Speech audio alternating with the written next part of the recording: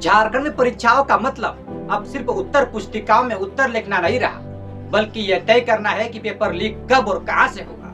राज्य में बड़े बड़े प्रतियोगी परीक्षाओं में पेपर लीक कोई नई बात नहीं थी, लेकिन अब तो मैट्रिक जैसी स्कूली परीक्षाओं का भी वही हाल हो गया। झारखंड में परीक्षा हो और पेपर लिखना, ऐसा तो लगता है जैसे बिना दूध की चाय। इस बार मैट्रिक का पेपर लीक हुआ, यानी बच्चों को बिना टेंशन की पढ़ाई करने की सुविधा मिली। आखिरकार हमारे शिक्षा विभाग की यही तो खासियत है।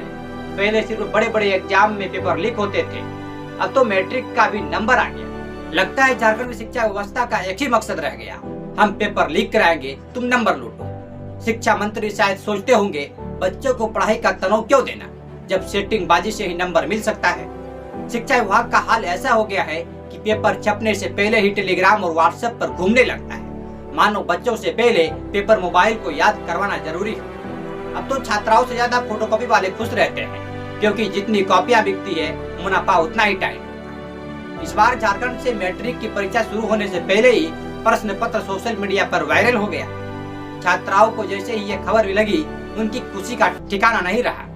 कुछ ने कहा अब तो मजा आ गया, पढ़ाई करने की जरूरत ही नहीं रही। वही सरकार के लिए यह फिर से सिरदर्द बन गया, क्योंकि हर बार की तरह उन्हें वही घिसे पिटे बयान देने पड़े, हम मामले की जांच कर रहे हैं, दोषियों को बख्शा नहीं जाएगा। पर सवाल ये है कि जब हर साल कोई ना कोई परीक्षा लीक होती है, तो सरकार और शिक्षा विभाग इसके लिए पहले से तैयार क्यों नहीं रहते? या फिर कहीं ऐसा तो नहीं कि ये सब सुनियोजित तरीके से होता है और सरकार सिर्फ नाटक करती है? राज्य में पेपर लीक होना अब परंपरा बन चुका है। झारखंड में जब भी कोई परीक्षा होती है तो छात्र कम, दलाल ज्यादा एक्टिव हो जाते हैं। किसी बड़े एग्जाम का नाम ले लो, जेपीएससी, जेएसएससी, पुलिस भर्ती, टेट, नीट, हर जगह सेटिंग बाजी का खेल चलता है। अब तो हालात ये हो गई है कि छोटे स्तर की परीक्षाओं में भी यही हाल होने लगा है। कभी कभी तो ऐसा लगता है कि शिक्षा विभाग का असली काम स्कूलों को सुधारना नहीं, बल्कि पेपर लीक इंडस्ट्री को बढ़ावा देना है। शायद सरकार चाहती है कि झारखंड के छात्र मेहनत करने की बजाय सीक्रेट सोर्स से पेपर लीक पास हो। अगर यही चलता रहा तो कुछ सालों में पढ़ाई लिखाई पूरी तरह खत्म हो जाएगी और हर बच्चा पेपर लीक का मैनेजमेंट का एक्सपर्ट बन जाएगा।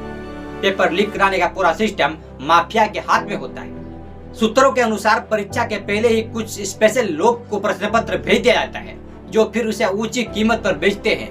ये काम सोशल मीडिया प्लेटफॉर्म जैसे कि व्हाट्सएप और टेलीग्राम और फेसबुक पर चलता है। कुछ लोग इसे 5,000 से 50,000 रुपया तक में बेचते हैं।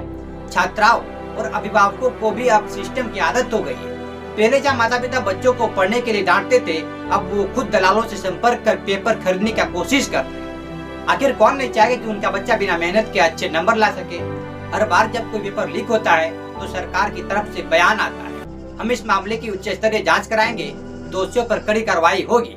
लेकिन यह बयान अब इतना ज्यादा सुना गया कि लोग इसे गंभीरता से लेना ही छोड़ चुके हैं। जाँच होती है, फिर धीरे धीरे मामले ठंडे बस्ते में चला जाता है और अगली परीक्षा के समय फिर से वही कहानी दोहराई जाती है। अब सवाल ये है, क्या झारखंड सरकार इस गड़बड़ झाले को रोकने के लिए कुछ करेगी, या फिर अगली परीक्षा में भी यही तमाशा चलता रहेगा? शिक्षा विभाग और प्रशासन के लिए ये जरूरी हो गया है कि वो इस पूरे नेटवर्क को तोड़े और दोषियों को सख्त से सख्त सजा दे, वरना वो दिन दूर नहीं जब झारखंड की पहचान एक ऐसे राज्य के रूप में होगी जहाँ एग्जाम से पहले रिजल्ट तय होता है।